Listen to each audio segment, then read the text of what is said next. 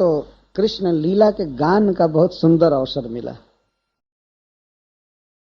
वो दही मथ रहे थे, चला रहे थे और गान कर रहे थे। देह को और श्रृंगार को भूल चुके थे, इतना तन्मय थे उस सेवा में। देह की सुधि नहीं थी और देह पर स्थित श्रृंगार की सुधि नहीं थी। वो गा रहे थे इस तरह से। तो दही मथती हुई यशोदा का वर्णन कर रहे हैं सुखदेव गोस्वामी। क्षौमं वासः पृथुकटितटे बिभ्रति सूत्रनद्धम् पुत्र स्नेहस्नुतकुचयुगं जातकम्पं च शुभ्रुः रज्ज्वाकर्ष श्रमभुज चलत कंकड़ौ कुंडले च स्विन्नं वक्त्रं कबर विगलन मालती निर्ममंथ। माँ यशोदा रेशमी लहंगा पहने थे। लहंगा समझते हैं एक बहुत बड़ी साड़ी होती है, इधर ब्रज की स्त्रियां, राजस्थान की स्त्रियां पहनती हैं। रेशमी वस्त्र पहनी थी। पृथु कटि तटे क्षौमम वासः बिभ्रति। माँ यशोदा के नितंब बड़े बड़े थे और उस पर कटि तट पर वह क्षौमम वासः रेशमी वस्त्र पहनी थी। बिभ्रति सूत्र नद्धम, और उस लहंगा के ऊपर वह करधनी बांधी थी। सूत्र नद्ध, नद्ध का अर्थ होता है बद्ध। करधनी चौड़ी सोने का बेल्ट था, उसको बांधी थी लहंगा के ऊपर। पुत्र स्नेह स्नुत कुछ जुगम, और जो दही मथ रही थी, कृष्ण की लीला गा रही थी, तो उसके स्तन से दूध झर रहा था। दोनों स्तन से दूध झर रहा था। क्यों? पुत्र स्नेह स्नुत, पुत्र के स्नेह के आधिक्य के कारण स्नुत दूध चू रहे।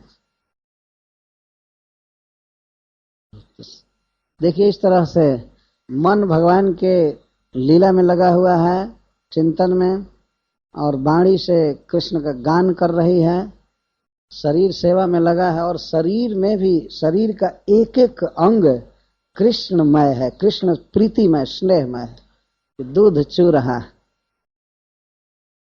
दूध चू रहा है। तो माँ यशोदा के कंचुकी के भीतर जो स्तन है, उन स्तनों से दूध चू करके और कंचुकी को भिगो दिया है। सुखदेव गोस्वामी इस तरह से वर्णन करते हैं। तो दूध क्यों चू रहे हैं, दूध क्यों चू रहा है?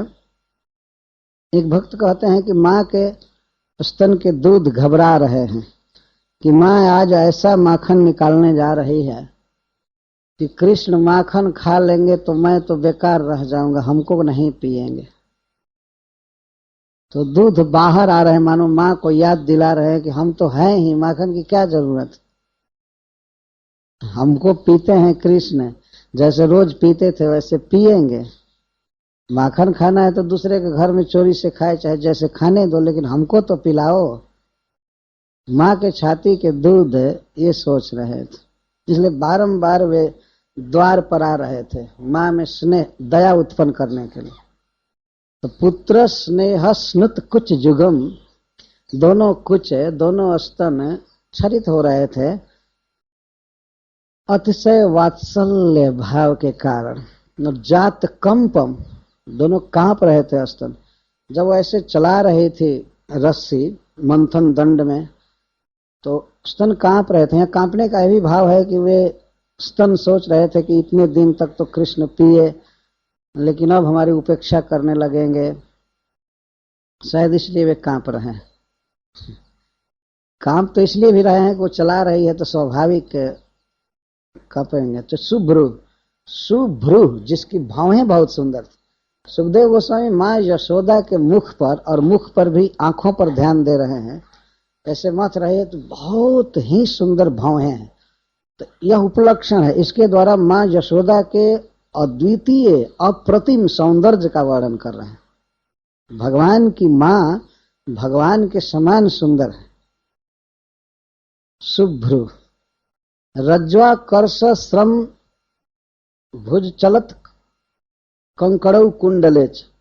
रज्जु आकर्ष बड़ा मटका है और मटके में मंथन दंड डूबा हुआ है जिसके नीचे चौड़ा होता है, तो उसको खींचने में श्रम हो रहा है।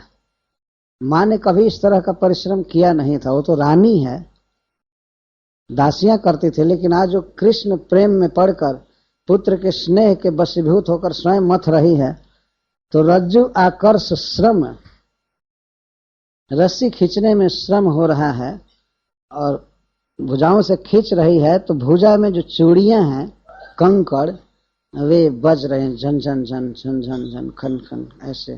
तो चूड़ियां क्यों बज रही हैं? हरीश्वरी जी कहते हैं माँ के हाथों के जो चूड़ियां हैं वे अपराकृत जगत की चूड़ियां हैं, सभी जीव हैं, तो मानो आपस में वे चूड़ियां कीर्तन गा रही हैं कि धन्य हैं हम, हमारा जीवन सार्थक है, हम उन हाथों में हैं जो हाथ कृष्ण की सेवा में लगे।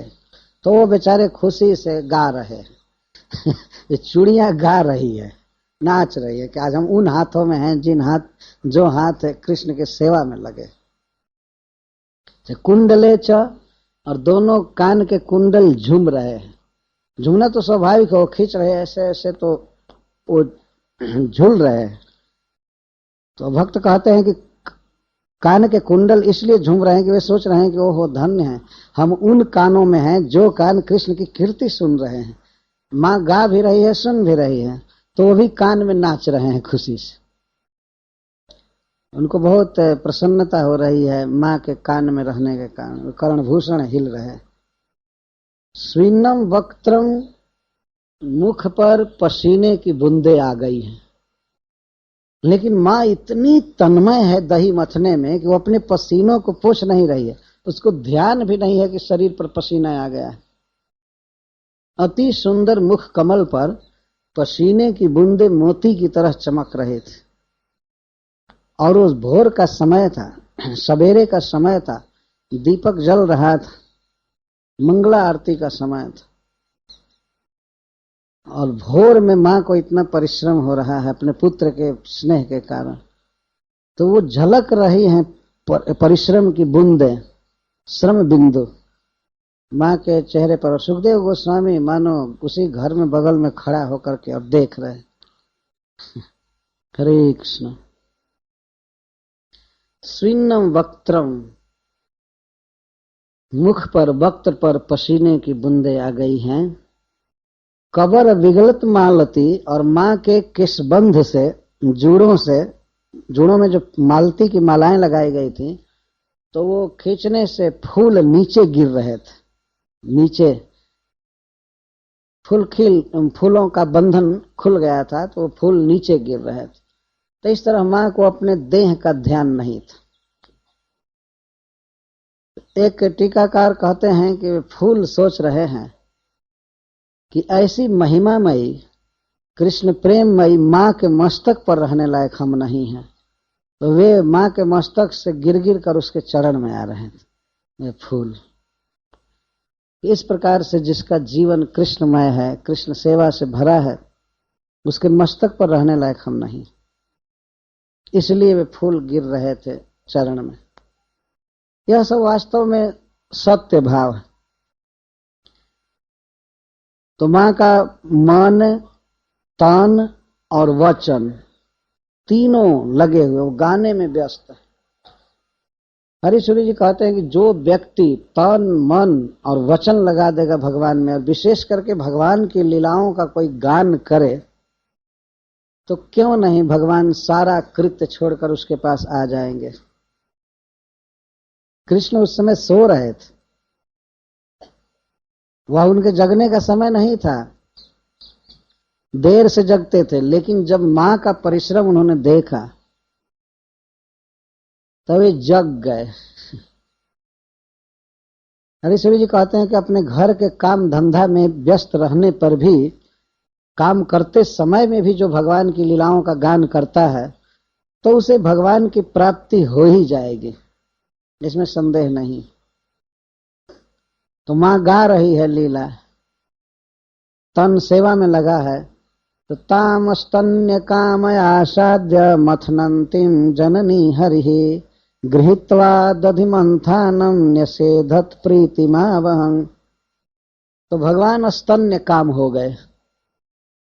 स्तन्य काम का अर्थ है स्तन के दूध के इच्छुक। स्तन्य का अर्थ है स्तन का दूध, और काम का अर्थ है इच्छा, अभिलाषी, जिसको मां के स्तन की लालसा हो गई पीने की। हरीश्वरी जी इस श्लोक के भाव पर कहते हैं कि जो व्यक्ति तन मन और वचन भगवान में लगा देता है, विशेष करके उनकी लीलाओं का गान करता है, नाम का कीर्तन करता है, तो भगवान उसके हृदय का रस पीने के लिए, भक्ति रस पीने के लिए वो कामुक हो जाते हैं, उनके हृदय में वासना जग जाती। निद्रा एक बहुत बड़ा सुख है, लेकिन भगवान उस सुख को भी तिलांजलि दे दिए भक्त के हृदय का रस पीने के लिए। तो स्तन्य काम हो गए। भगवान के संपूर्ण जीवन में यह पहला अवसर आया होगा कि उनके अंदर इस प्रकार की कामना उठी, स्तन्य काम। मां जसोदा के स्तन के दूध के इच्छुक। अच्छा, दूध की इच्छा हुई तो जब निद्रा उनकी खुली तो उनको अनुभव हुआ कि भूख लगी है। किस चीज की भूख है? स्तन्य भूख, स्तन से निकलने वाले दूध की कामना। तो ऐसे जगे तो प्रतिदिन जगते थे तो माँ बेड पर ही रहती थी और जगाती थी, और जगते थे तो लेती थी गोद में। वो देखे कि माँ नहीं है तो आंख मलने लगे, ये करने लगे, और माँ तो नहीं सुन रही थी। ऐसे रो नहीं रहे थे। बच्चे कभी कभी इस तरह नाटक किया करते हैं, तो जानबूझ करके करते हैं कि माँ हम पर ध्यान देगी। तो ये करते हुए गए उस घर में जहां माँ माखन निकाल रही थी, दही मथ रही थी। तो गए, आंख मलते हुए जगे थे। गए तो देखा कि माँ ध्यान नहीं दे रही है। उसका तो मन लगा था लीला के चिंतन में, और वाणी लगी थी कीर्तन में, और शरीर सेवा में, कर्म में लगा। तो वे गए, ऐसे माँ मथ रही थी उस मटका में। तो श्री कृष्ण ने सोचा कि किस उपाय से माँ को रोकूं। तो छोटे छोटे हाथ थे, वे गए और मटका में जो मंथन दंड था, जो घूम रहा था रॉड, उसी को पकड़े, ऐसे जाम कर दी, ब्रेक लगा दी।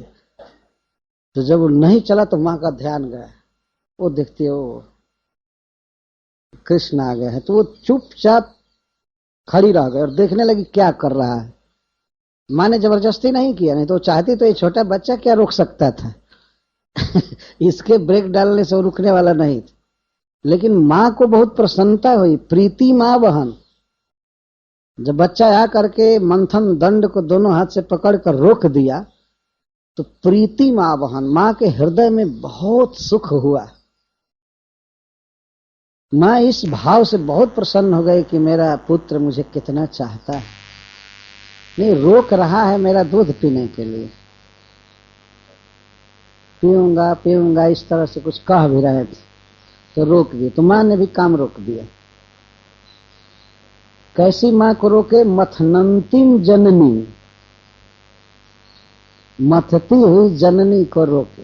कैसे? गृहीत्वा दधिमंथानम, दधि मंथन दंड को पकड़कर रोक दी। जब रोक दे तो माँ ने भी मथना छोड़ दिया और देखने लगी कि क्या कर रहा है। वो दोनों हाथ से माँ का कमर पकड़ा ऐसे, और जो घड़ा था उसके ऊपर अपना पैर एक रख, पैर रख करके और अपना जहाँ स्थान है माँ का स्तन पहुंच गए, और माँ के आंचल को, कंचुकी को हटा करके और पीने लगे। माँ कुछ नहीं कर रही थी, वो देख रही थी कि क्या कर रहा है। जब वो पीने लगा तो माँ ने भी कर्म छोड़ दिया और पिलाने लगी, और छोड़ दी। उसको बहुत सुख मिला। सुखदेव गोस्वामी कहते हैं प्रीति माँ बहन, अपने माँ का सुख बढ़ाते हुए भगवान ने दधि मंथानम न्यसेधत, दधि मंथानम गृहीत्वा न्यसेधत, मानो भगवान ने यह संकेत किया कि अब क्या परिश्रम कर रही हो जब मैं सुलभ हूं। हरीश्वरी जी कहते हैं कि भगवान यह संकेत कर रहे हैं कि जिसको मैं पुत्र के रूप में प्राप्त हो चुका हूं अब उसको क्या मंथन करना है। खास करके शास्त्रों का जो अध्ययन है उसको भी लोग मंथन कहा करते हैं। तो मंथन करो, इसको समझो। तो जिसके घर में भगवान पुत्र बनकर आया है अब वो क्या उपनिषद सुधा का मंथन करेगा। भगवान इस लीला के द्वारा ये सिखा रहे हैं कि मंथन वो लोग किया करें जिनको मैं प्राप्त नहीं हूं। मैं जिसको प्राप्त हो गया हूं अब क्या मंथन करना है, क्या बहुत बहुत मीमांसा करनी। और जब मैं प्रसन्न हो जाता हूं तो कर्म छोड़ देने के बाद भी कोई भय नहीं। तो माँ ने भी छोड़ दिया कर्म, यदि उन्हीं के लिए वो माखन निकाल रहे थे, लेकिन बच्चा जब इतना स्नेह से प्रेम से पीने लगा, और वो भी किस भाव से, जननी। इसका अर्थ है कृष्ण अब इस बात को समझने लगे थे, ऐसी उनकी मान्यता उनकी बुद्धि हो गई थी कि यह मेरी माँ है, इसके गर्भ से मैं जन्म लिया।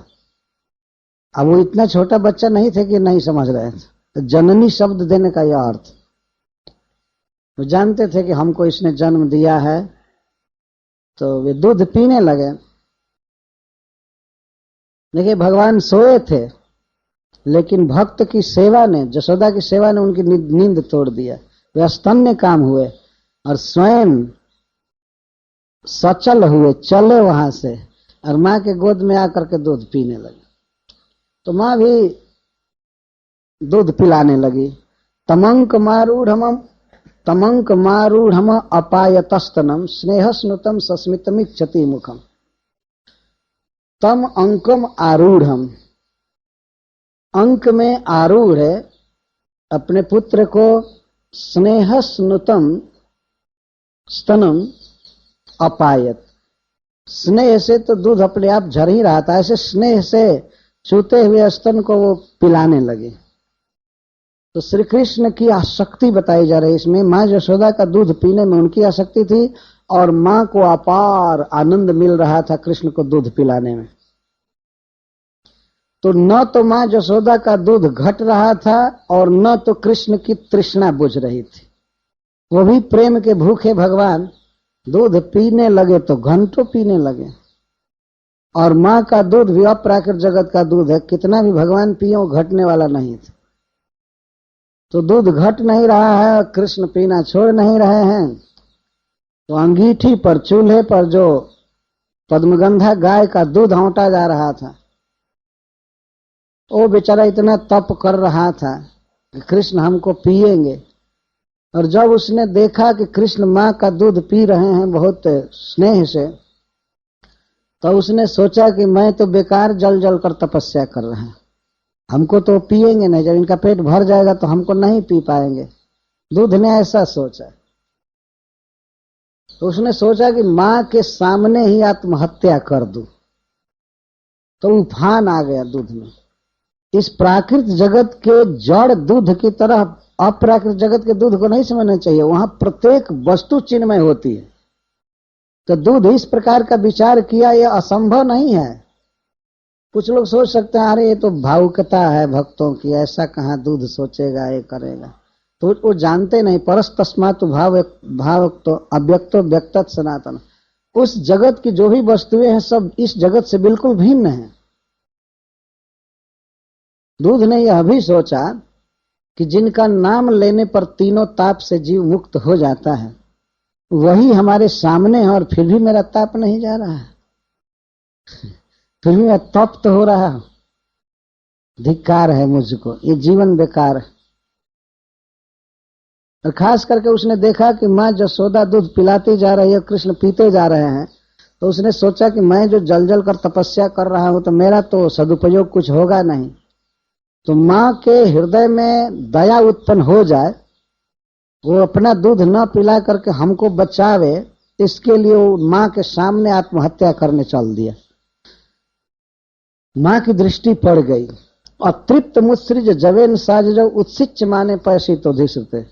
माँ ने जब ही देखा कि दूध में उफान आ रही है, उफान वो अति हॉट, अति तप्त हो गया है, तो कृष्ण पर कोई उसने विचार नहीं किया। कृष्ण को तत्काल हटा करके जमीन पर रख करके दौड़ी दूध बचाने के लिए। मां का यह विचार था कि अपने छाती का दूध तो अपना है, ये तो अपने पास है, जब चाहूंगी पिला लूंगी।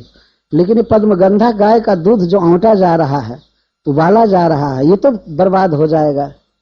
इसलिए मां कृष्ण के तृप्ति अतृप्ति पर कोई विचार नहीं की। बहुत देर से पिलाई थी, लेकिन ये बच्चा तृप्त नहीं हो रहा था।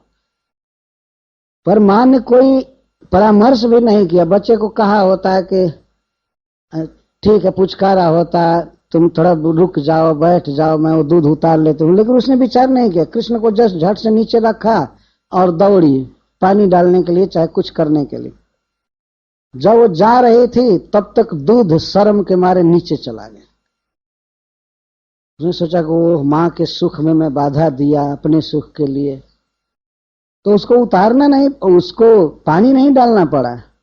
मां जब ही दूध के पास आने लगी तो दूध इस संकोच से गड़ गया कि ओहो, मैं अपने सुख के लिए मां के सुख में बाधा दिया। वो लज्जा से नतमस्तक होकर फिर जितना लेवल में था बर्तन में उतना ही पर आया।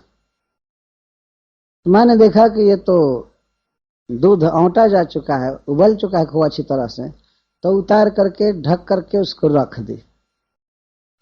लेकिन जब मां जसोदा कृष्ण को गोद से उतार करके गई, उसी समय इनको बहुत क्रोध हुआ। वाह, मैं वैकुंठ छोड़कर जिसके घर में आया हूं, वो थोड़े से दूध की हानि नहीं सह सकती है। इसका तो मुझसे कोई प्रेम ही नहीं है। मुझे बिना तृप्त किए, बिना दूध पिलाए जा करके थोड़ा सा दूध है बचा रही है। उधर मां गई ज्यों दूध उतारने के लिए, त्यों ही इधर इनको क्रोध आया। हरीश्वर जी कहते हैं, जिसमें काम आएगा तो क्रोध क्यों नहीं आएगा। क्रोध तो कामानुज है। जब काम आ गया, अगर काम स्तन्य काम हुए तो काम के बाद क्रोध निश्चित है। काम ऐसा क्रोध है सब रजोगुण समुद्र, तब क्रोध आ गया। तो देखिए, छोटा सा बच्चा और मां पर क्रोध कर रहा है।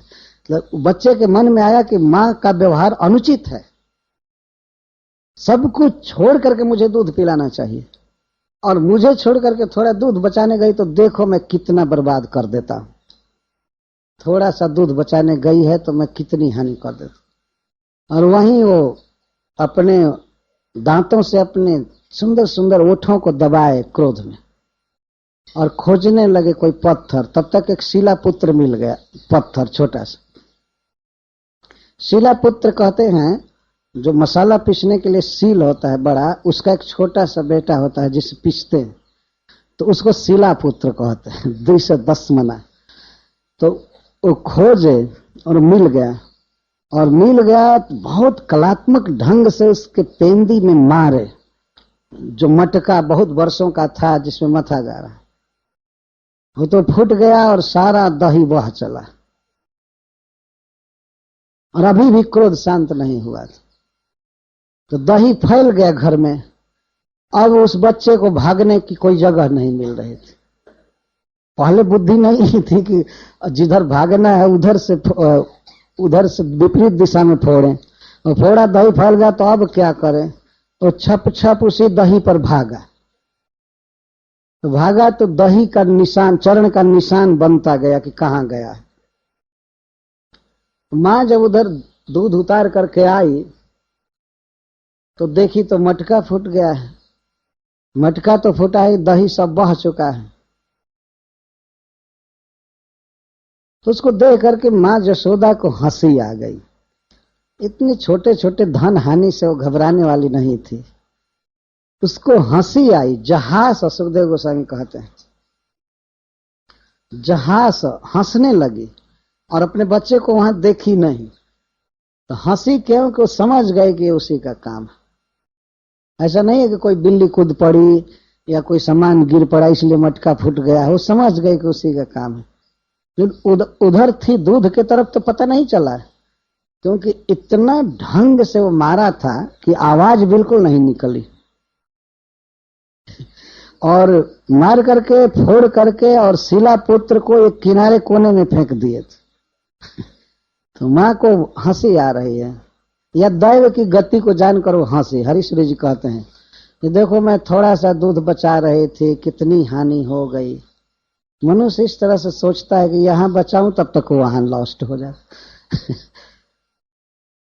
एक बात से थोड़ी उसके हृदय में खुशी हुई कि मेरा बेटा गुणवान है, ऐसा छेद किया कि सयाने लोग भी नहीं कर सकते, वो भी मिट्टी के घड़े में। केवल एक छेद किया था, सब दही बह गया था। इसके बाद उसने देखा कहाँ गया है, तो चरण चिन्ह बता रहे थे कि कहाँ गया है। उससे अज्ञ बालक को यह भी पता नहीं था कि दही पर नहीं जाना चाहिए था। तो छोटे छोटे पैर थे और निशान बनता गया था। जैसे जैसे दूर चलते जा रहे थे वैसे वैसे पतला निशान होता जाता था। तो उधर जाकर कर क्या रहे थे, संजात कोप स्फुरिता ऋणाधरम संदस दधि दधिमंथ भाजनम भित्वा मृषास्त्र दृषदस मना रहो जघास है अंगो मंत्रम। और दही का मटका फोड़ करके वे गए दूसरे घर में, तो मृषास्त्र झूठा आंसू भर लिए थे आंख। झूठा आंसू कि मैं कितना भूख से तड़प रहा हूं और यह अभी दूध बचाने में लगी है, तो मैं दिखा देता हूं कितना मैं बर्बाद करता हूं। दूध बचाने वाली हो गई, हमसे ज्यादा वैल्यू दूध रखता है, हमसे ज्यादा कीमत दूध की हो गई। वो मन में सोच रहे थे। उनके कहने का आशय था कि इस घर में हमारा कोई आदर नहीं, हमसे कोई प्रेम नहीं, मैं इतना दीन हो गया, इतना हीन हो गया कि हमारी परवाह न करके और वो दूध बचा रही। तो अपनी अवमानना अनुभव करके मृषा अश्रु आंख में भरे। बच्चे भी झूठा आंसू भर लेते हैं आंख में। लोक में भी देखा जाता है, नाटक करने वाले तो झूठा रोते ही हैं, लेकिन बच्चे भी कभी कभी झूठा। मृषाश्रु सुखदेव गोस्वामी कह रहे हैं कि झूठा आंसू था। भीतर बहुत तकलीफ नहीं हो रही थी मन में, लेकिन मां को दिखाना था कि मैं बहुत दुख में हूं, बहुत भूख में हूं। और इसीलिए जा करके दूसरे घर में माखन खा रहे थे। हयंगवम जघास खाने लगे, छीके पर रखे हुए माखन को लेकर के से खा रहे। खा वो नाटक कर रहे थे, खा भी नहीं रहे थे, बानरों को बांटने लगे, बानरों को बांटने लगे। और कैसे उलूखल को उल्टा करके और चढ़ गए थे। उखल को उलाट लिए, पलट लिए, और चूंकि उखल का जो नीचे का अंग होता है वो चिकना प्लेटफार्म होता है, उस पर खड़ा होने में ठीक रहेगा। और ऊपर का अंग जो होता है तो किनारे किनारे उसकी धार जैसी होती है, उस पर खड़ा नहीं हो सकते। तो उल्टा कर लिए और चिकने उखल के चरण में खड़ा होकर के और पकड़ लिए थे छीके को, और उसमें से खूब फेंक रहे थे क्रोध में, और कभी कभी खाने का नाटक कर रहे थे। और उनके कहने का आशय ये था कि मुझे इतनी भूख लगी है, इतनी भूख लगी है कि आज मुझे बासी माखन खाना पड़ रहा है, तो तुम्हारा ये माखन भी बर्बाद हुआ होगा और मटका बर्बाद तो किया ही, मैं अब बीमार पड़ूंगा, तब तुम मथुरा अस्पताल में मुझको ले चलोगे तो तुम्हारा कितना धन बर्बाद कर दूंगा। ये दिखा रहे थे। अब मैं बीमार पड़ना चाहता हूं, और फिर भी अभी क्रोध दिखा रहे थे, दुख दिखा रहे थे। भाई दुख ही दिखाओ, अभी क्रोध क्यों दिखा रहे, लेकिन क्रोध भी दिखा रहे थे और दुख भी दिखा रहे थे, और भय भी था एक ही साथ। भय था, वे वानरों को बांट रहे थे माखन, कुछ खा रहे थे, और आंख में अभी भी आंसू भरा था मिथ्या, लेकिन चौर्य विसंग की तीक्ष्ण, चोर की तरह भयभीत नेत्र से देखते रहते थे कि वो तो आएगी जरूर, वो आ न जाए। देखते रहते थे और देखते रहते थे, देखते रहते थे, देखते रहते थे। ऐसे देखते थे और फेंकते रहते। तब तक उन्होंने देखा कि हाथ में छड़ी लेकर आ रही। ये मां यशोदा अब तक हाथ में छड़ी कभी नहीं उठाई थी। तो कृष्ण को तो इतना पता हो गया था कि वो मटका फोड़कर बहुत भारी अपराध कर चुके हैं। बच्चे को इतना मालूम हो रहा था। कृतागसी आगस कर चुके थे, अपराध कर चुके थे। जिस दिन वो मटका फोड़े थे उस दिन माता कुंती जी ब्रज में थी, और जसोदा ने जब रस्सी उठाया था बांधने के लिए कृष्ण को, तो कुंती ने अपने आंखों से देखा था इस दृश्य को। तो वही महाभारत युद्ध के बाद भगवान कृष्ण से कह रही हैं कि आपकी अजीब दशा हो गई थी। तो चौर्य विसंकेतेक्षण बड़ा सुंदर वाक्य है। निरीक्ष पश्चात सुतमागमच्छन।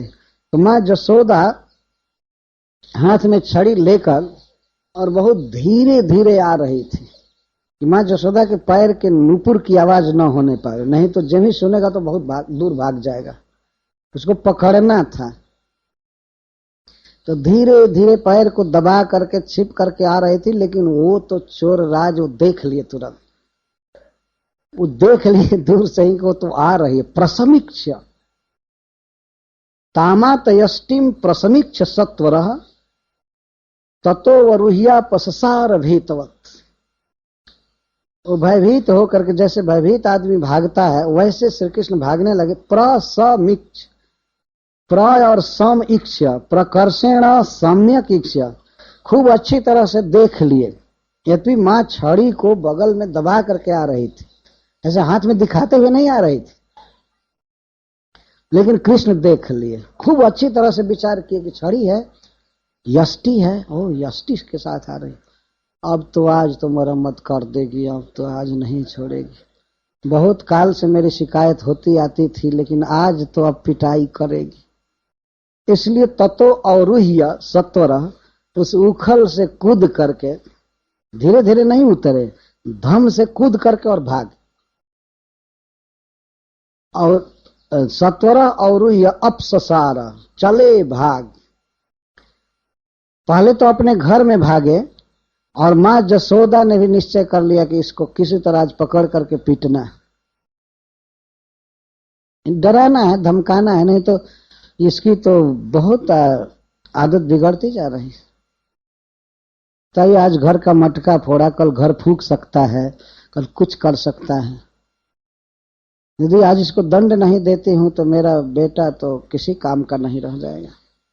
उसको बहुत चिंता थी।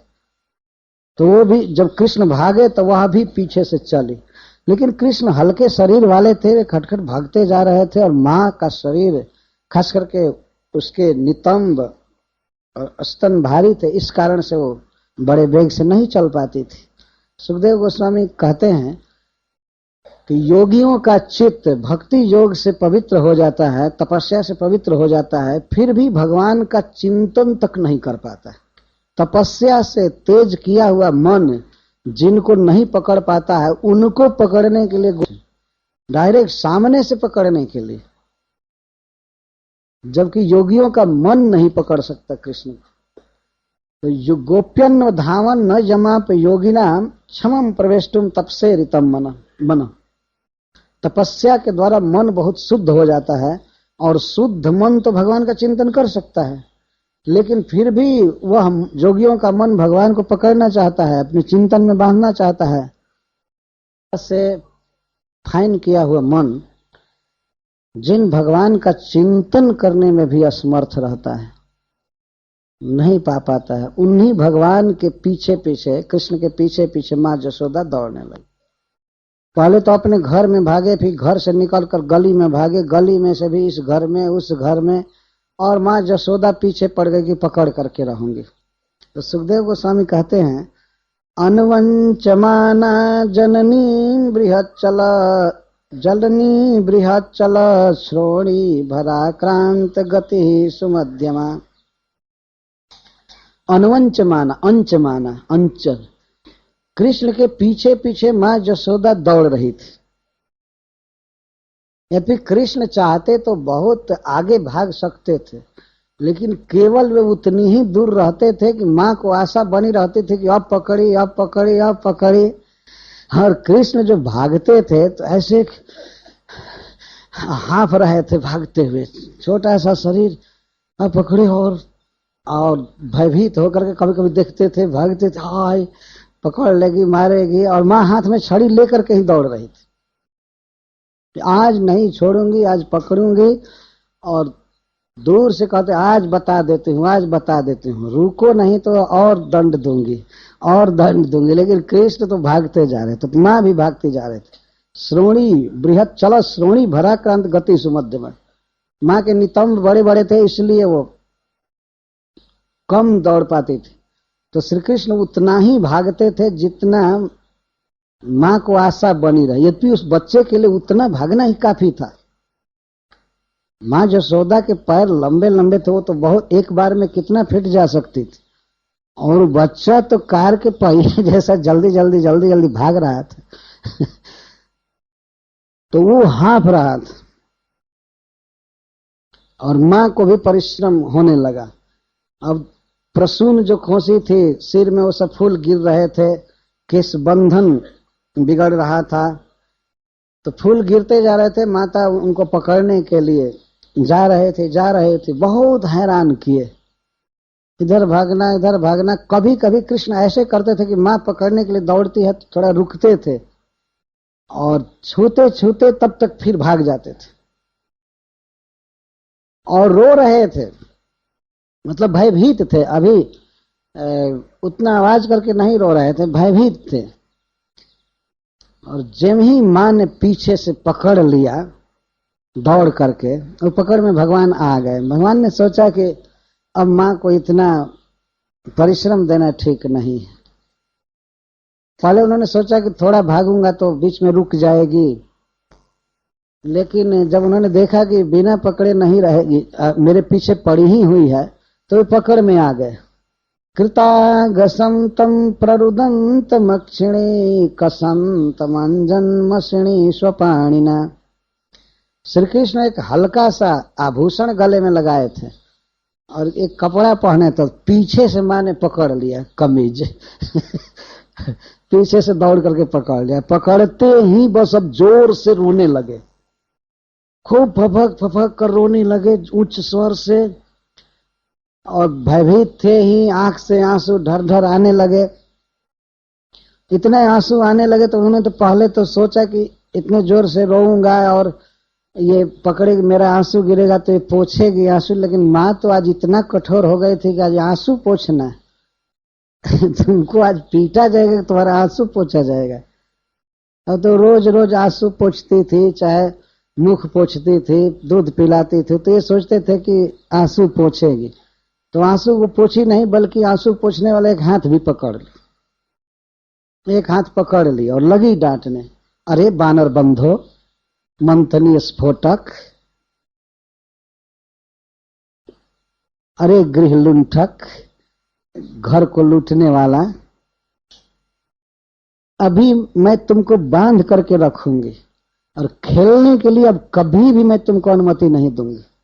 सब बच्चे खेलेंगे लेकिन तुम बंधे बंधे घर में रहोगे, और आज से तुमको कभी माखन नहीं दूंगी। तो श्री कृष्ण एक तो पहले से ही रो रहे थे, अब ये सुने तो और रोने लगे, और रोने लगे। सुने अब आज से घर में बंधन में रहना है, खेलने की अनुमति नहीं और माखन नहीं खाने को दिया जाएगा, कहीं भी कोई सुविधा नहीं। कृष्ण की आंख पर आंसू बह रहे थे, तो अपने एक हाथ से अब आंसू को पोंछना चाहते थे, लेकिन आंसुओं के कारण काजल और डाइल्यूट और पतला हो जाता था, और आंसू में पतला होकर के बह रहा था और आंखों से मल रहे थे। तो सुखदेव गोस्वामी कहते हैं, प्ररुदंत मक्षिणी कसंत मंजन मसिणी स्वपाणिना। एक हाथ से आंसू पोंछ रहे थे तो उनके आंखों की मसी, उनके आंखों का अंजन फैल रहा था, गाल पर फैल रहा था इधर। तो गाल पर आंख में फैल रहा था और आंसू निकलते ही जा रहे थे, इसलिए काला काला आंसू गाल पर गिर रहा था, इधर उधर गिर रहा था, और पफक पफक कर रो रहे थे इसलिए कि अभी भी छोड़ देगी। इस तरह से भगवान अपराधी पकड़ लिए गए। मां से वे भाग नहीं सके ज्यादा, यद्यपि बहुत देर तक भागते रहे, लेकिन अंततः मां ने पकड़ लिया। भगवान वास्तव में इस सुख का आस्वादन करना चाहते थे। कि सारे अपराधियों को तो उनका सेवक दंड देता है, जमराज जी जमलोक में दंड देते हैं, लेकिन भगवान को दंड देने वाला आज तक कोई नहीं था। हरिश्वर जी कहते हैं कि जो व्यक्ति जिस रस को नहीं पाया होता है उसको पाने की उसकी लालसा रहती है। तो भगवान तो ईश्वर हैं, लेकिन बंधन का रस और डांटने का रस और भर्त्सना करने का रस उनको नहीं मिला था, तो अब आज वो पा रहे हैं रस। माँ यशोदा उनके साथ सुलह नहीं कर रही है, तो जब देखा माँ ने कि बहुत डर गया है, तो ऐसे पहले तो अवागुरत बहुत डांटने लगी, बहुत प्रकार की बात कर रही थी। आज से खाने को नहीं दूंगी, खेलने नहीं दूंगी, माखन नहीं दूंगी, ये नहीं करूंगी, वो नहीं करूंगी, कई तरह से बात करने लगी। तो वे और डर गए और रोने लगे। तो माँ ने देखा कि बहुत डर गया है, बहुत भयभीत हो गया है, तो छड़ी फेंक दिया। माँ ने सोचा कि ज्यादा ठीक नहीं, ये ठीक नहीं है। छड़ी हाथ में लेने, छड़ी देख करके ज्यादा डर रहे थे। कभी तो पकड़ी और ऊपर से सड़ सड़ देने लगेगी तो ये ठीक नहीं, और मारने लगेगी। लेकिन माँ ऐसी नहीं थी कि उनको मारने लगे। तो छड़ी यष्टिम त्यक्त्वा त्यक्त्वा यष्टिम सुतम भीतम विज्ञा अर्भक वत्सला, अंततः वो अर्भक वत्सला थी। जो भी कर रही थी अपने बच्चे के सुधार के लिए कर रही थी, वास्तव में पीटना उसका लक्ष्य नहीं था, केवल तड़क भड़क कर रही थी तो अर्भक वत्सला, पुत्र वत्सला थी। तो देखा कि पुत्र बहुत भयभीत हो गया है, तो छड़ी फेंक दिया। जब छड़ी फेंक दिया तब कृष्ण की जान में जान आई, तब कुछ अब उनको विश्वास हो गया कि मारेगी नहीं। तब मां यशोदा ने क्या सोचा, तब तो ये बहुत मैंने इसको परेशान किया, ये भागा इधर उधर और बहुत डांटा डपटा। अगर इस समय इसको मैं छोड़ देती हूं तो खाएगा भी नहीं, रूठ जाएगा, मेरा दूध भी नहीं पिएगा और कहीं वन में भाग जाएगा। इसलिए इसको थोड़े काल के लिए बांध कर रखना चाहिए। इन मन में यशोदा जी ने सोचा, बाहर से ऐसा ही भाव व्यक्त किया कि इस अपराधी को बांध कर रखना है, लेकिन मन में यह भाव आया कि भाग जाएगा, रूठ करके फिर समय से खा नहीं पाएगा, पी नहीं पाएगा, बीमार हो जाएगा, इसलिए इसको थोड़े काल तक बांध करके रख। तो ये सक्लितम बद्धुम दामना अतद वीर्ज को विदा। मां यशोदा कृष्ण के वीर्ज को, प्रभाव को नहीं जानती थी, इसलिए उसे बांधने का ये ऐसा प्रयास करने लगे। सुखदेव गोस्वामी कहते हैं किसको बांधना चाहती थी, न चांतर न बहिर्जस्य न पूर्वम न पिचा परम, पूर्वा परम बहिश्चांतर जगतो यो जगच्चय। भगवान में भीतर नहीं है, अंतः नहीं है और बाहिर भी नहीं है, बंधन कहां लगेगा। लेकिन फिर भी मां ने बांध दिया, यह वर्णन है। न चांत, जैसे कोई घर है तो उसके भीतर का कुछ माप है, या हम लोगों का भी भीतर है कुछ, हमारे बाहों के भीतर या आकाश आ जा रहा है, या मुंह के भीतर, कान के भीतर कुछ चीज है जिसको मद अंतः कहते हैं। लेकिन भगवान के कुछ भीतर नहीं है, और भगवान का कोई बाह्य नहीं है कि जिसके ऊपर रस्सी लपेटा जाए बाहर से। न पूर्वम ना पिचा परम, न तो उनकी कोई शुरुआत है न उनका अंत है। पूर्वा परम बहिश्चांतर जगतो यो जगत चय, बल्कि जगत में जो शुरुआत और अंत देखा जाता है तो वही कृष्ण। कृष्ण जगत के शुरुआत और अंत है, मतलब वही जगत की सृष्टि करते हैं और वही प्रलय करते हैं। नहीं इस विश्व के रूप में अपनी शक्ति को प्रकट किए हैं, परंतु ऐसे प्रभु को तम मत्वात्मजमव्यक्तम मर्त्य लिंग मधोक्षजम गोपी को लुखले दामना बबंध प्राकृतम यथ। ऐसे प्रभु को भी, इंद्रियों से परे अधोक्षज को, मां यशोदा ने अपना आत्मज मानकर उखल में बांध दिया। जिसका कोई शुरुआत नहीं है, भीतर बाहर नहीं है, बंधन लग ही नहीं सकता, उसको भी मां यशोदा ने बांध दिया। और भगवान के इस बंधन की लीला बड़ी प्रिय है भक्तों को। 1 महीना कार्तिक में गाते रहते हैं। भगवान कई लोगों को मुक्त किए हैं या स्वयं नित्य मुक्त हैं, इसको कम गाते हैं भक्त लोग, और बंध गए तो बहुत अधिक गाते हैं। तो बंध जाना कौन बड़ाई हो गई कि भगवान प्रेम के रस्सी में बंध गए, इसलिए उनकी बड़ाई होती। तो किस तरह से वे बंधे? जब मां कृष्ण को बांधने चली तो सबसे पहले उसने अपने केस पास के रस्सी को खोला। वो लंबी रस्सी थी और लाला की कमर बहुत पतली थी, छोटा सा बच्चा था, तो उसने सोचा कि इसके कमर में रस्सी बांध करके और कहीं खूंटे में बांध दूंगी। तब तक उसका ध्यान गया उखल पर, तो उसने कहा ये भी चोर था, ये भी सहायता कर रहा था, तो उखल से ही बांध दिया। उसके मन में आया कि ये भी अपराधी है। और जब उखल बहुत भारी पत्थर का होता है तो उसने सोचा कि बच्चे को बांध दूंगी तो ये यहीं पर खड़ा रहेगा कुछ देर तक उखल के साथ। उसको ये पता नहीं था कि उखल को ही पटक कर घसीट कर ले जाएगा। तो जब रस्सी लगाई बांधने के लिए, उखल में बांध दिया, पहले उखल में बांधा एक छोर, और कृष्ण के कटी में कमर में जब वो रस्सी ऐसे लपेट करके बांधना चाहती थी तो आते आते 2 अंगुल रस्सी कम पड़ गई, जबकि देखने में रस्सी बहुत लंबी थी। तब उसने और रस्सी जाकर के मांगा दूसरे से, इसको छोड़ नहीं रही थी कृष्ण को, वो सोचे कि इसको छोड़ूंगी तो भाग जाएगा, तो अपने दासी से कही कि वो रस्सी लाओ। उसको भी गांठ जोड़ी और जब भी कमर में बांधना चाहती थी तो वो भी 2 अंगुल कम हो गए। यह आश्चर्य हो गया, लेकिन फिर भी वो बांधने पर पड़ी रहती थी। फिर वो रस्सी लाओ, वो रस्सी लाओ, बांधते बांधते कई घंटे बीत गए और 2 अंगुल रस्सी कम पड़ रही थी। तो ब्रज की गोपियां सब जुट गई, तमाशा लग गया, क्या हो रहा है, क्या हो रहा है, रानी जी इतना क्यों परेशान है। तो देखी कि बांधने पर पड़ी हुई, तो गोपियों ने कह दिया कि अरे रानी जी छोड़ दीजिए, आपके लाला के भाग्य में बंधन नहीं लिखा है। उन लोग आश्चर्यचकित हुए कि क्या हो रहा है, 100 फीट रस्सी आती है और गांठ जोड़ करके बंधन में डाला जाता है तो 2 अंगुल कम।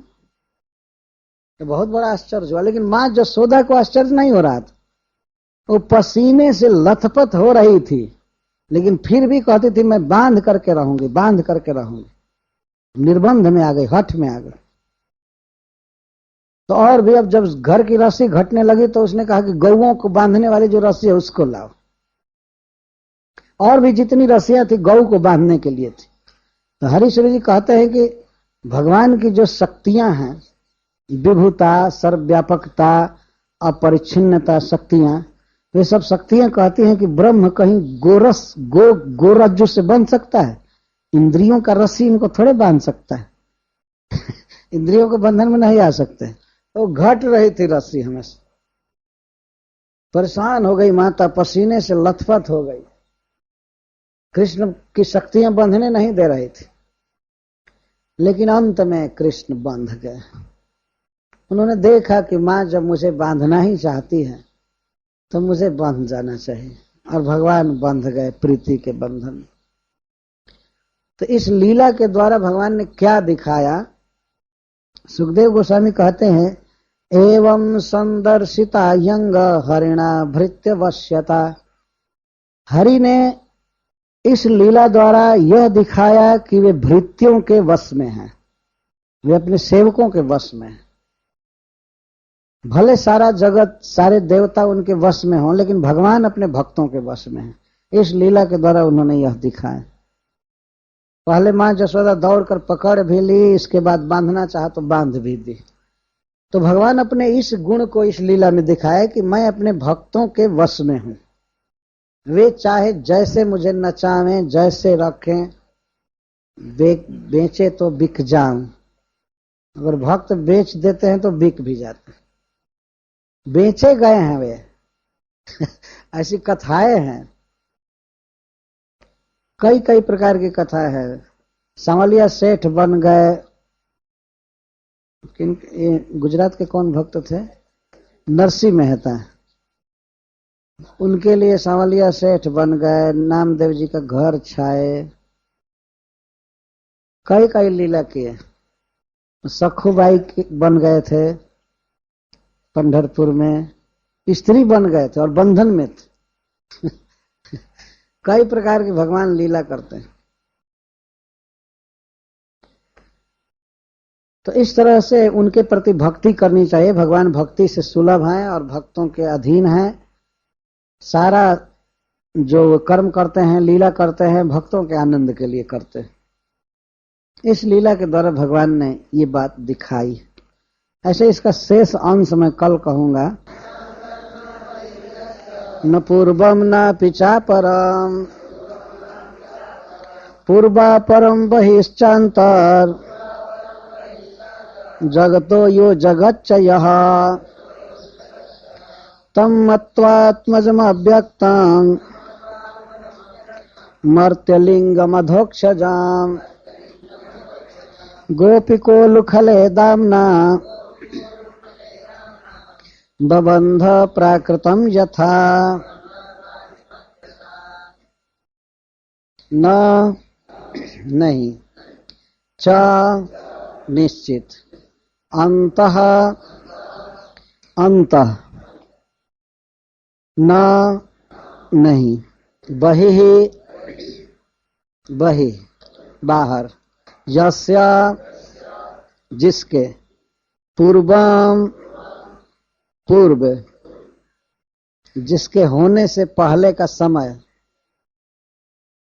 नापि और न तो, च निश्चित, अपराम बाद का समय, पूर्वा परम पहले और बाद में, बहि बाहर, च और, अंतः भीतर, जगतः जगत का, यह जो, जगत विश्व, च और, यह जो, तम उसको, मत्वा मानते हुए, आत्मजम अपने देह से उत्पन्न पुत्र, अव्यक्तम जिनका किसी भी प्राकृत वस्तु के साथ वर्णन नहीं किया जा सकता,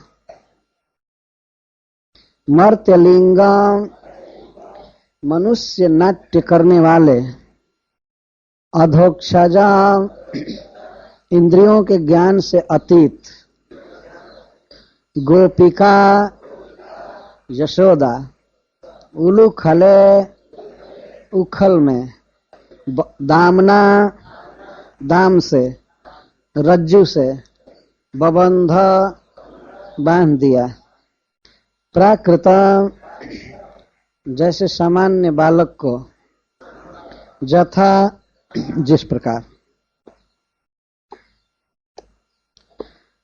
तो मां यशोदा ने कृष्ण को उखल में बांध दिया। तो इस पर सुखदेव गोस्वामी विशेष रूप से प्रवचन कर रहे हैं। भगवान कृष्ण के विषय में कहते हैं कि उनमें न बाहर है न भीतर है, और न उनसे पहले कुछ है न बाद में कुछ है। काल की दृष्टि से बोल रहे, बल्कि जगत का आदि अंत और मध्य वे हैं, जगत स्वरूप हैं, अतीन्द्रिय हैं, अव्यक्त हैं। ऐसे श्री कृष्ण को, भगवान को मां यशोदा ने रस्सी से बांध दिया, दामना बबंध, दाम से। तो जरा आप ध्यान कीजिए, क्या भगवान में बाहर नहीं है? वे आंगन में खेल रहे हैं, जहां पकड़े गए हैं उसके चारों तरफ तो बाहर ही बाहर है ना? बाहर मां यशोदा है, उखल है, नंद भवन है, आकाश है, वृक्ष है, पक्षी है, चारों तरफ बाहर ही तो सारा संसार है उनके। तो सुखदेव गोस्वामी क्या पागल हो गए हैं? क्या कहते हैं भगवान के बाहर कुछ नहीं है। तो श्री कृष्ण के बाहर कुछ नहीं है और उनके भीतर भी कुछ नहीं है और उनसे पहले कुछ नहीं था, उनसे पूर्व कुछ नहीं है। पूर्व का मतलब अभी तो वो 3 वर्ष के हैं, तो 3 वर्ष से पहले क्या काल नहीं था क्या? और श्री कृष्ण जब लीला संवरण कर लेंगे तो उसके बाद काल नहीं चलेगा, अपरम, बाद में भी समय रहेगा, सृष्टि होती रहेगी। लेकिन सुखदेव गोस्वामी कहते हैं भगवान से पहले कुछ नहीं था और बाद में भी कुछ नहीं रहता है, भीतर भी उनके कुछ नहीं है और बाहर कुछ नहीं है। और फिर कह रहे हैं जगत में बाहरी देखा जाता है, बाहर का भाग, भीतर का भाग। तो जगत का बाहरी भाग वही है, भीतरी भाग वही है, जगत स्वरूप है। ऐसे भगवान को गोपिका ने रज्जू से बांध दिया। तो गोपी ने रज्जू से बांधा, वो तो उस भगवान को बांधा जिसके बाहर भी है, भीतर भी बहुत कुछ है। भीतर रोज दूध पीते थे, माखन खाते थे, वो सब भीतर नहीं जाता था तो कहां जाता था? उनके भीतर है और बाहर तो सारा जगत दिख ही रहा है। पर इसका अर्थ क्या है? भगवान के उस दिव्य श्री विग्रह के विषय में सुखदेव गोस्वामी बोल रहे हैं कि वो है क्या चीज। देखने में तो लग रहा है कि मां के अंक में अट गया है, वो गोद में लेकर के घूमती थी, दूध पिलाती थी, सुलाती थी। तो भगवान मां की भुजाओं में अट जाते हैं, पलंग पर अट जाते हैं। लेकिन वास्तव में देखने में ऐसा प्रतीत होता है कि भगवान का वह अंग परिच्छिन्न है, सीमित है, परंतु ऐसा नहीं है। उसका कोई बाहरी नहीं है। आप जिस बाहरी जगत को देख रहे हैं, यह जगत तो उनके मुख के भीतर था। मां यशोदा ने यह भी देखा कृष्ण के मुख में कि एक यशोदा, मतलब मैं अपने पुत्र को डांट रही हूं, और कृष्ण भी भीतर थे मुख में। कृष्ण के मुख में कृष्ण का हाथ पकड़े हुए एक यशोदा डांट रही, और इसके साथ ही सारा जगत। यही देखकर माता को बहुत भारी आशंका हो गई कि लगता है कि कोई दैत्य आक्रमण किया है हमारे पुत्र पर, क्या हो गया है। परंतु यह सत्य है। तो जब सारा बाहरी जगत श्री कृष्ण के मुख के भीतर दिखाई दे रहा है, तो इसका अर्थ है कि उनमें बाहर है नहीं कुछ। तब यह पूछा जाएगा, तब भीतर है ना, अंत है? अंत भी नहीं है, कि अंत भी नहीं है। अंत के 2 अर्थ होंगे। पहला अर्थ तो होगा कि खोखला है, भगवान के भीतर कुछ। तो वास्तव में भगवान के शरीर में भगवत तत्व, चिन्मय सत्ता के अलावा और कुछ नहीं है। इतना वे ठोस है कि उसमें छेद नहीं किया जा सकता। नैनम छिन्दन्ति शस्त्राणि, आत्मा को शस्त्र काट नहीं सकता है। तो भगवान तो चिद घन वस्तु हैं, अतः उनके भीतर कुछ नहीं है। और मां ने देखा कि सारा जगत उनके भीतर है। भगवान कृष्ण ने गीता में प्रवचन किया है, मतस्थानि सर्वभूतानि, और फिर कहते हैं नच मतस्थानि भूतानि। मेरे भीतर सारा जगत है, सारे जीव मेरे भीतर हैं। फिर कहते हैं मेरे भीतर कुछ भी नहीं है, मैं सच्चिदानंद घन शरीर वाला। ये सब मिट्टी, पत्थर, हवा, पानी, प्राकृत भगवान के शरीर के भीतर हो ही नहीं सकता है। तो बहुत ही यहाँ महत्वपूर्ण विषय है विचार करने की कि भगवान का देह क्या है, श्री विग्रह क्या है। मनुष्य की बुद्धि जो है प्राकृत जगत में रहते रहते प्राकृत धारणाओं में इतनी बद्ध हो जाती है कि अप्राकृत स्थिति की वो कल्पना नहीं कर सकता। वो नहीं समझ सकते। जैसे मनुष्य बाहर रह रहा है जल से, तो अकस्मात यदि उसको दिखाया जाए कि जल में भी जीव रहते हैं, तो वह अज्ञ व्यक्ति कहेगा जल में कैसे जीवन संभव है, जल में तो जीव मर जाएगा। लेकिन वह जल के स्वभाव को और जलचर जीवों के स्वभाव को नहीं जानता है, इसीलिए वो कहेगा कि जल में तो जीवन संभव नहीं, केवल स्थल पर जीवन संभव है। तो प्रकृति के कंट्रोल में जीते जीते हम लोग ये जानते हैं कि जो भी नियम है सब हमारे जैसा ही है। यदि भगवान के श्री विग्रह पर विचार करते हैं तो हम अपने जैसे ही उनके अंग को मानते हैं। यही कारण है कि ज्यादातर जो अध्यात्मवाद में अग्रसर होते हैं वे लोग भगवान को निराकार मानना अच्छा समझते हैं, क्योंकि उनकी धारणा है कि जड़ शरीर है भगवान का, तो इस शरीर से निराकार रहना ठीक है। वो भी ठीक मानते हैं। वास्तव में भगवान को जड़ शरीर वाला मानते हैं जो लोग, उनकी अपेक्षा उनको निराकार मानने वाले लोग अच्छा है, क्योंकि कम से कम भगवान को कई दोषों से वो मुक्त रखते हैं। भले उनका संबंध भगवान से कुछ न हो, लेकिन भगवान को तो जीने मरने आदि से बचा लेते हैं, तो इस कारण से वे अच्छे हैं। निराकार इसलिए वो लोग रखते हैं कि भगवान बूढ़ा ना हो, भगवान मरे ना, क्योंकि यह शरीर तो मरने वाला है। तो सुखदेव गोस्वामी का प्रवचन है, वास्तव में भगवान में बाह्य नहीं है, अंतः नहीं है, उनसे पहले कुछ नहीं है। यह जगत जो है वो तो भगवान से निकला है। ऐसा नहीं समझना चाहिए कि भगवान से पहले भी जगत था, भगवान बाद में बने। आज वैष्णव दास कह रहे थे, कुछ लोग पूछते हैं कि भगवान के जन्म के कितने वर्ष हुए, तो अभी तो 1 साल भी नहीं हुआ, अभी तो गर्भ में है, अभी कहाँ जन्म हुआ है। इसका इमीडिएट उत्तर तो ये है, अभी तो जन्म होगा, जन्मोत्सव मनाएंगे, तब 1 दिन 2 दिन के होंगे, और साल भर का होते होते फिर गर्भ में। तो अभी तो अभी अगर इस समय पूछा जाए तो अभी तो 1 दिन के भी नहीं है। अथवा कल जो लोग जन्मोत्सव मनाए थे उनके लिए भगवान अभी पूरा 24 घंटे के नहीं हुए, आधी रात को जन्म लिए होंगे, अभी 12 बजेगा तो 12 घंटे के होंगे। लेकिन हैं पूर्वजों के भी पूर्वज, आदि पुरुष, आद्यम पुराण पुरुषम नव यौवनम, उनसे पहले कुछ था ही नहीं। इसलिए भगवान के लिए सुखदेव गोस्वामी सब जगह करें न अपूर्वम न अपरम। और ऐसा नहीं है कि एक दिन भगवान की मृत्यु हो जाएगी और लोग रहेंगे और जगत का काम धंधा चलता रहेगा। नहीं, जगत का अपरम भी वही है, सबको नष्ट कर देते हैं प्रलय काल में, और वो ज्यों के त्यों रहते हैं।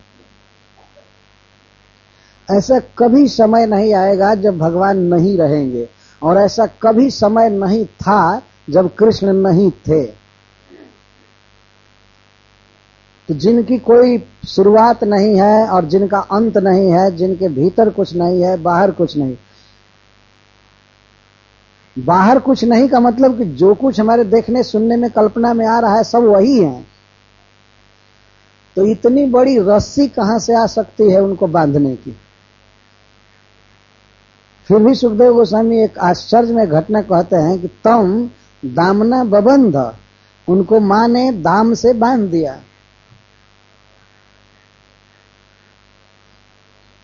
कथा कहने वाला व्यक्ति यह कह रहा है कि भगवान बंधन में नहीं आ सकते हैं, बाहर नहीं भीतर नहीं, वे विभू तत्व हैं, और फिर भी गोपिका ने बांध दिया।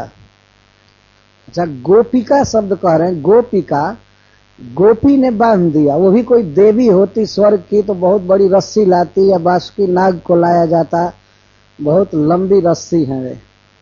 पर्वत में लपेटना हुआ मंदराचल में तो बासुकी नाग को लाया गया था। तो गोकुल में तो इतनी बड़ी रस्सी नहीं मिल सकती है, छोटी छोटी रस्सी थी, लेकिन फिर भी गोपी ने बांध दिया। और क्या बांध करके, क्या मान करके बांध दिया? आत्मजम मत्वा, अपना पुत्र मानकर बांध दिया। बबंध का अर्थ है कि श्री कृष्ण बंधना चाहते नहीं थे, फिर भी गोपी ने बलात् बांध दिया। प्राकृतम जथा। सुखदेव गोस्वामी कहते हैं जैसे सामान्य मनुष्य के बच्चे को कोई बांध दे वैसे बांध दिया।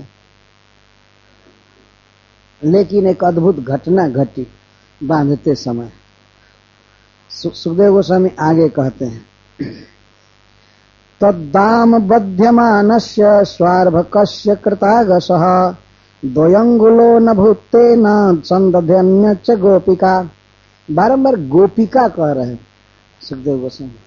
गोपिका, जितना जसोदा कहता है उतना गोपिका कहता है। गोपिका, गोपिका का अर्थ है श्री कृष्ण की रक्षा करने वाली। यह रक्षा का अर्थ है जो गोपन करे, कृष्ण की रक्षा करे।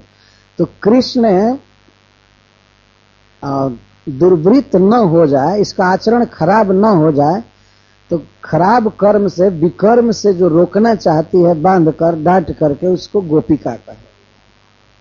खिला पिला करके रक्षा करती है, पालन पोषण करती है और बुरे स्वभाव से कृष्ण की रक्षा करना चाहती है तो उसको गोपिका कहे। गोपिका ने सोचा कि आज मेरा बेटा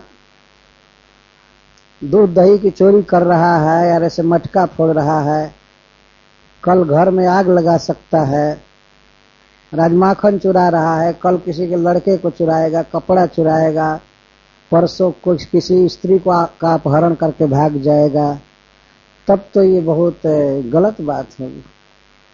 इसलिए अभी से इसको बांध कर डांट डपट करके और ठीक कर दी। तो कृष्ण की इस तरह से रक्षा करनी चाहती थी, गोपन करना चाहती थी, इसलिए सुखदेव गोस्वामी गोपिका गोपिका रट रहे। तो गोपिका तब बध्यमानस्य, जब अपने पुत्र को बांध रही थी, बांधने चली। क्यों बांध रही थी?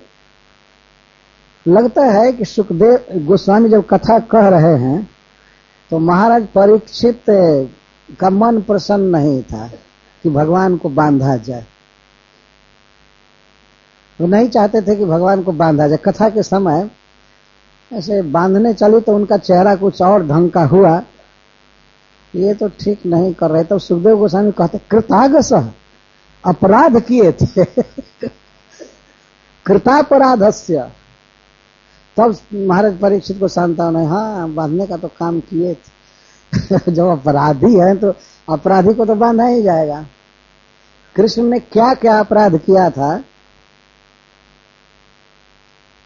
पहला अपराध तो ये किया था, मटका फोड़ा था। तो बहुत दिनों से दूध दही खाया हुआ मटका फूट गया, तो नया आवासने पर तो वो ज्यादा घी खाएगा, वो ज्यादा खाएगा।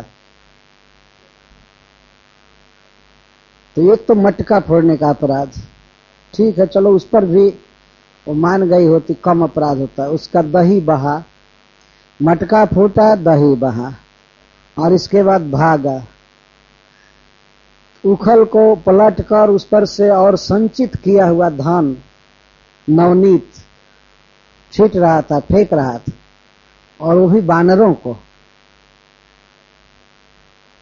बानर है, जब आदमी भी गलत काम करता है कोई लड़का तो उसको कहता है बानर तो साक्षात बानर का के साथ दोस्ती करना ये तो ठीक काम नहीं था। घर का सामान तोड़कर फोड़ करके और बानरों को इतना हेल्प किया जाए, जो बानर आज चश्मा भी लेकर भाग जाते हैं वृंदावन और मनुष्य के साथ द्रोह किया जाए, उनके घर चोरी की जाए और बानरों को खिलाया जाए, ठीक है, बानरों की सेवा करनी चाहिए। हरिश्री जी कहते हैं कि भगवान चोरी भी कर रहे हैं तो दान करके खा रहे हैं, तो अच्छा गुण है। और खल के चरण में हैं, दुष्ट के उखल के चरण में, खल के चरण में है, लेकिन फिर भी दान कर रहे हैं। तो बड़ा व्यक्ति अगर दैववश कुसंगति में भी पड़ जाता है फिर भी उसका स्वभाव नहीं छूटता। खल के संग में है लेकिन दान कर रहे हैं। लेकिन इस तरह से कोई दान करने लगे, अपने घर का सामान बिना मां से पूछे और भी बानर भालू को देने लगे, ठीक नहीं, ये अपराध हो रहा था। वो संचित माखन बर्बाद हुआ। तो उसके बाद और तीसरा चौथा अपराध हुआ कि भाग चला। अगर मां पकड़ने जा रही थी तो वहीं पर गिड़गिड़ा करके कहते गलती हो गई माँ, अब नहीं करूंगा, तब भी उसको दया आ गई होती। अब कान पकड़ता हूँ, आज से ऐसा नहीं करूंगा, तो माँ थी, क्षमा कर दी होती। लेकिन भागा भागा तो चाहिए था कि 2-4 मीटर 10 मीटर भाग करके फिर पकड़ में आ जाता, तो पूरे गांव में हैरान किया माँ को, गांव से भी बाहर भागता रहा, इस तरह से भागता रहा। तो ये अपराध हुए थे कृष्ण से, तो इसलिए बांध दिया। तो सुखदेव गोस्वामी के हृदय का भाव यह है कि बांधा जाना उचित था। तो वे अपनी ओर से जोड़ रहे कृतागस, कृतापराध, अपराध किए थे इसलिए बांधा जाना उचित था। अथवा मां जशोदा के मन में बांधने की बात इसलिए बारंबार आ रही थी कि उसको इसके अपराधों की याद आ रही थी, और कृष्ण के अपराधों की याद आने का मतलब है कृष्ण की लीलाओं का धारावाहिक रील चल रहा था इसके मन में, कि ये ऐसे फोड़ा, ऐसे भागा, ऐसे माखन छीटा। नहीं तो एक बार रस्सी घट गई तो फिर बांधती नहीं, परंतु बारंबार जो अपराधों का स्मरण चल रहा था वही मां को प्रेरित कर रहा था बांधने के लिए। और दूसरी बात यह थी कि आगे भी ये उत्पात करेगा, इसकी आदत बिगड़ती जाएगी, इसलिए बांधना चाहती थी। स्व और भकश्य। लेकिन इतनी बात है कि मां जो बांधने चली थी और बांध रही थी, तो क्या मानकर बांध रही थी? अपना अर्भक, अपना बच्चा मानकर बांध रही थी, हित के लिए बांध रही थी। बांधने में हित की भावना ही एकमात्र थी। और क्या भावना थी कि ये बिगड़ जाएगा, अपराधी हो रहा है, ये कर रहा है, वो कर रहा है, इसलिए बांधना जरूरी था। तो बध्यमानस्य, वर्तमान क्रिया का प्रयोग करके सुखदेव गोस्वामी कहते हैं बहुत काल तक बांधने का प्रयास करती रही, लेकिन जब ही प्रथम दाम उठाई, दाम रस्सी उठाई बांधने के लिए, और पहले उखल में बांध ली उसके एक छोर को। ध्यान रखना चाहिए कि उस उखल से नहीं बांध रही है जिस उखल पर कृष्ण चढ़े थे। यह उखल ऐसे ही गिरा हुआ था, बहुत दिनों से रखा हुआ था, गिरे हुए उखल में बांधी थी। मां ऐसे खड़े उखल में नहीं बांध सकती थी कि बच्चा धक्का दे और उसके देह पर गिर जाए कहीं, अथवा ये सोचती होगी कि ये तो बहुत कमजोर बच्चा है, उखल पत्थर का गिरेगा नहीं। परंतु श्रीपाद सनातन गोस्वामी जी कहते हैं कि दूसरा उखल था, पतित उखल था, वो गिरा हुआ था, तो उसमें बांधना आसान हुआ। गिरे हुए उखल के पास बांध दी कि यहीं पड़ा रहेगा कुछ देर तक। बहुत शीतल छाया में बांधी थी, धूप में नहीं। अभी तो धूप उगा भी नहीं था, या अथवा उग गया होगा, बहुत देर तक गांव में हैरान किए थे। तो बांध रही थी, तो द्वि अंगुल ऊनम अभूत। ऊनम का अर्थ है कम, जैसे नी ऊनम न्यूनम, ऊन का अर्थ होता है कम। संस्कृत में आप लोगों ने गिनती सुना होगा, जैसे गिनाते हैं सप्तदश, अष्टदश, एकोनविंश। 19 को कहते हैं एकोनविंश, एक ऊन 20, एक कम 20, एकोनविंश। उसको 19 हिंदी में कहते हैं। गुजराती में अब भी विंश कहते हैं, एक विंश, बे विंश, द्वाविंश, विंश कहते हैं। विंश माने 20। तो एक ऊन विंश, एक कम 20, तो ऊन का अर्थ है कम। तो द्वि अंगुल ऊनम अभूत, 2 अंगुल कम हो गए। इसके विषय में आचार्यों की टीकाएं कुछ भिन्न भिन्न है। 2 अंगुल कम हो गया, इसका मतलब क्या है? श्रीपाद जीव गोस्वामी जी अर्थ करते हैं कि यहाँ 2 अंगुल का कम है, कुछ कम हो गया। जैसे आप किसी से मांगते हैं कि जरा हमको 2 चना दीजिए, 2 चना दीजिए मतलब 1 मुट्ठी दीजिए। उसका ये अर्थ होता है 2 चना दीजिए, 2 रोटी खा करके आ रहे हैं। इसका अर्थ ये नहीं है कि गिन करके 2 ही रोटी खाना है। और कहीं आए हैं, अगर कह दिया जाए कि वहां 2-4 आदमी जुटे थे, तो इसका मतलब कम आदमी जुटे थे। और दुनिया भर के आदमी जुटे थे, कह दिया जाए तो इसका मतलब ज्यादा जुटे थे। ऐसा नहीं समझना चाहिए कि पूरा अमेरिका, ऑस्ट्रेलिया, रसिया सब आदमी जुट गए थे वहां। तो ज्यादा भीड़ देखकर आदमी कहता है अरे वहां तो दुनिया भर के आदमी जुटे थे, दुनिया में इतने ही आदमी हैं। तो सुखदेव गोस्वामी इस भाषा का प्रयोग करते हैं कि 2 अंगुल कम हो गया, वो थोड़ा कम हो गया और उखल में अट गया। उखल के बाद जो कृष्ण और उखल से दूरी हो रही थी वो भी अट गया। कमर में भी, मुट्ठी भर की कमर थी लाला की, उसमें भी लगभग हट गया। लेकिन जहां गांठ देने की बात आई, ऐसे घुमा करके लाई, तो वहां तो कुछ कम हो गया, 2 अंगुल कम हो गए। कोई बात नहीं, मां को बांधने में उत्साह था, उसने अपने घर के रस्सी को मंगाया।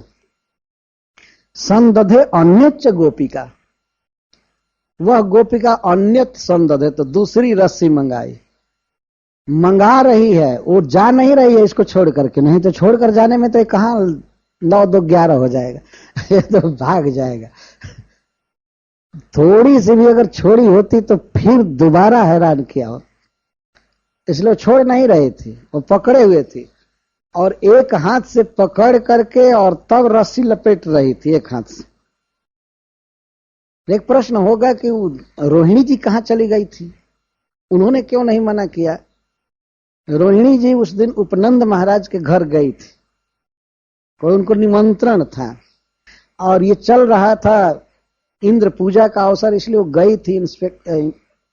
वो अध्यक्ष थी, वो चेक करने गई थी क्या क्या हो रहा है, सब तैयारी ठीक से नहीं चल रही है, क्या हो रहा है। नहीं तो वो रहती तो जसोदा बांध नहीं सकती थी, वो मना कर देते कि नहीं छोड़ दीजिए मत बांधिए, तो वो नहीं थी और बलराम जी को गोद में लेकर के गई थी। वो तो भक्त लोग कथा कहते हैं तो उनके मन में एक बलराम जी उदित हो जाते हैं, वो आते हैं कृष्ण के पास, अथवा उस समय आ गई होंगी बंधने पर, वो बलराम जी आ गए होंगे अपने माँ के साथ, लेकिन रोहिणी जी उस समय नहीं। तो माँ बांध रही है, तो कृष्ण को प्रायः माँ जसोदा अपने गोद में रखती थी, पहले चुमती थी, सहलाती थी, लेकिन आज अपराधी हैं इसलिए उनको अपने गोद में सटने नहीं दे रही है, दूर से ही हाथ पकड़ करके और ऐसे लपेट रही है।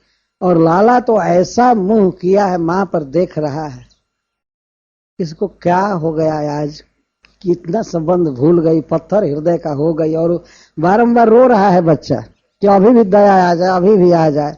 वो चाहता है कि गोद में चढ़ जाऊं, सट जाऊं, लेकिन मां तो ऐसा कठोर बन गई है कि आज कोई नाता नहीं, दूर से ही कमर में लपेटती है। तो घट गई, तो फिर अपने घर की किसी दासी को पुकार कर कहती, अरे लाओ रज्जू, दूसरा रस्सी लाओ। तो वो बेचारी दौड़ करके गई कि रानी जी आज्ञा दे रही हैं, और वो बेचारी दासी समझती थी कि आज माँ में और पुत्र में इस तरह की बात छिड़ गई है, तो वो भी सोच रहे थे कि ठीक ही कर रहे हैं, इनके हित के लिए जरूरी है, इस बच्चे के हित के लिए जरूरी। तो वो भी खुशी के साथ रस्सी ला कर दे दे।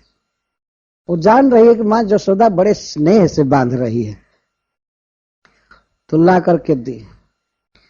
संदधे अन्य गोपी का, गोपी ने फिर गांठ लगाया उस रस्सी से, जो रस्सी घट रही थी उस रस्सी में गांठ जोड़ा, और बहुत लंबी रस्सी, और इसको जब ही फिर उखल से आते हुए रस्सी में बांधना चाहा तो फिर कम हो गया,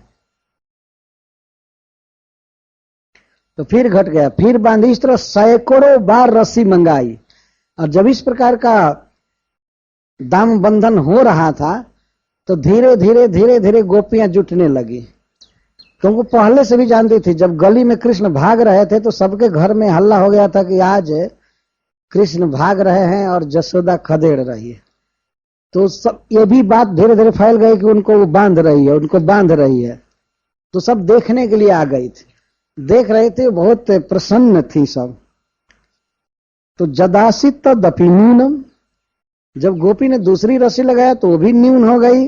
तेनान्यदपि संदधे, इस कारण से उसने दूसरी रस्सी लगाई, तीसरी लगाई तो वो भी घट गई।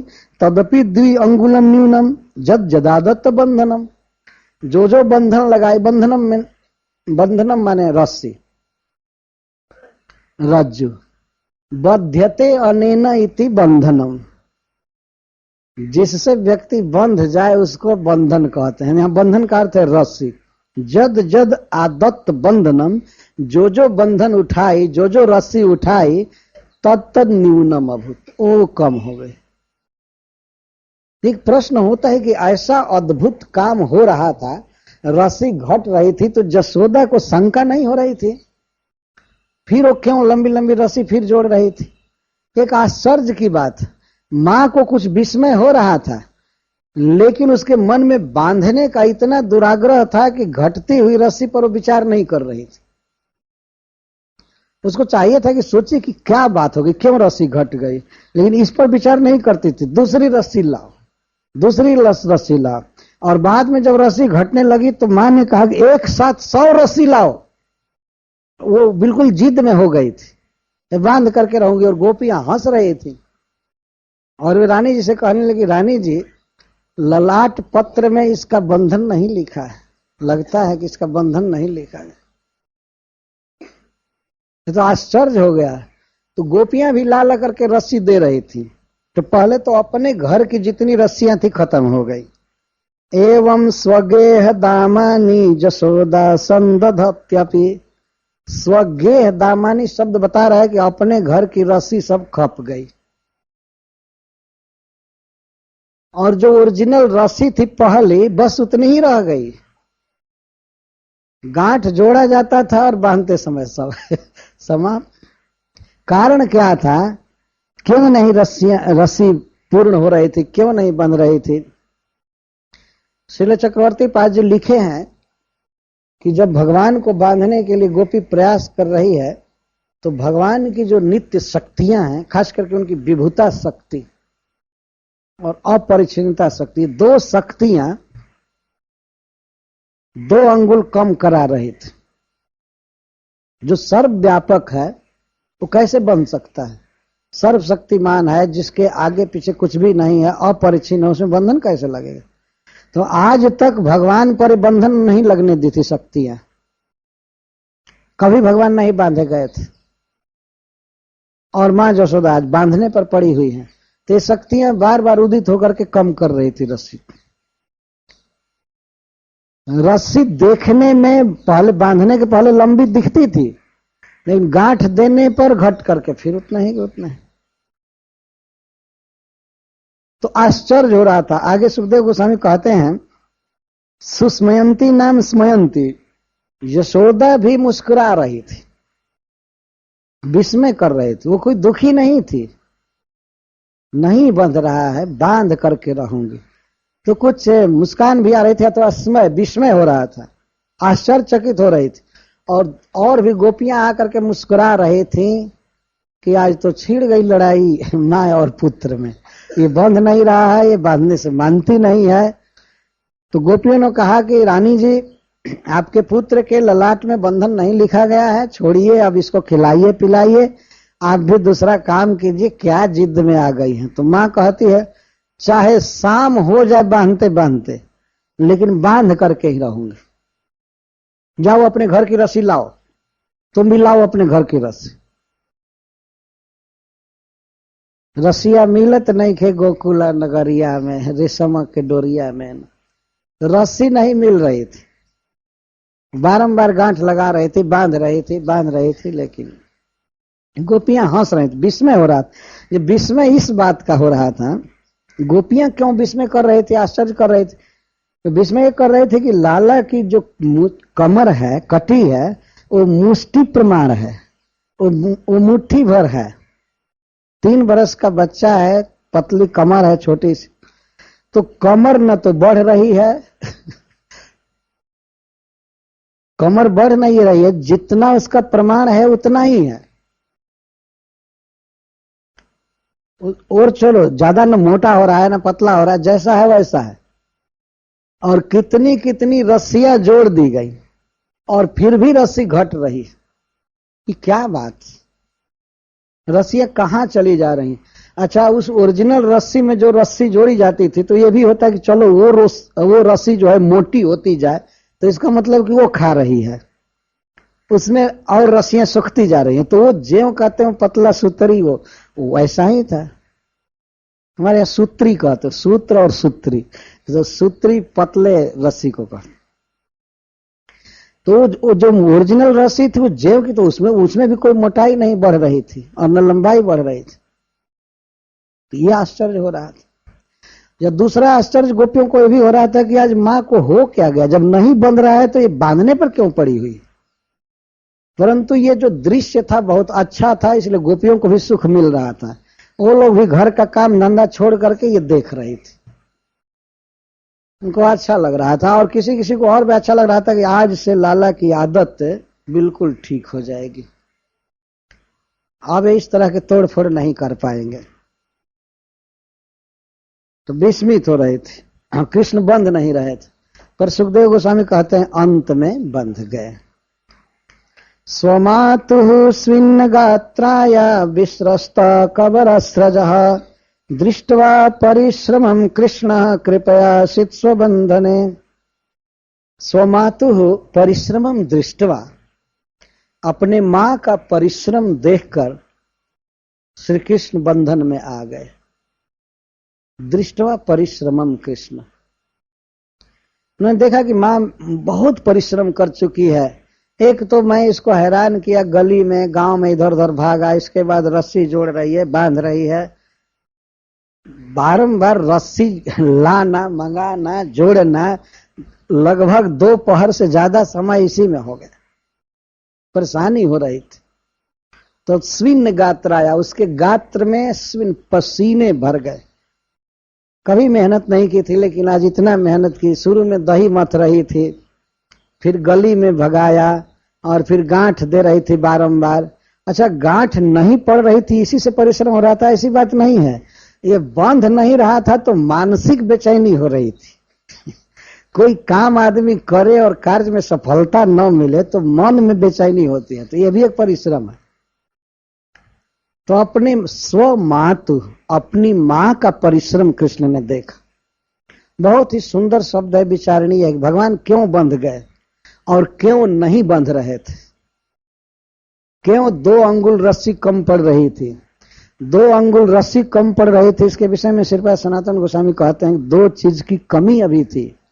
मां के परिश्रम की पूर्णता नहीं हुई थी, उसने मेहनत अभी खूब नहीं किया था, और इसी कारण से भगवान की कृपा उदित नहीं हो रही थी। ये 2 कमी पड़ रही थी, ये बिल्कुल स्वाभाविक।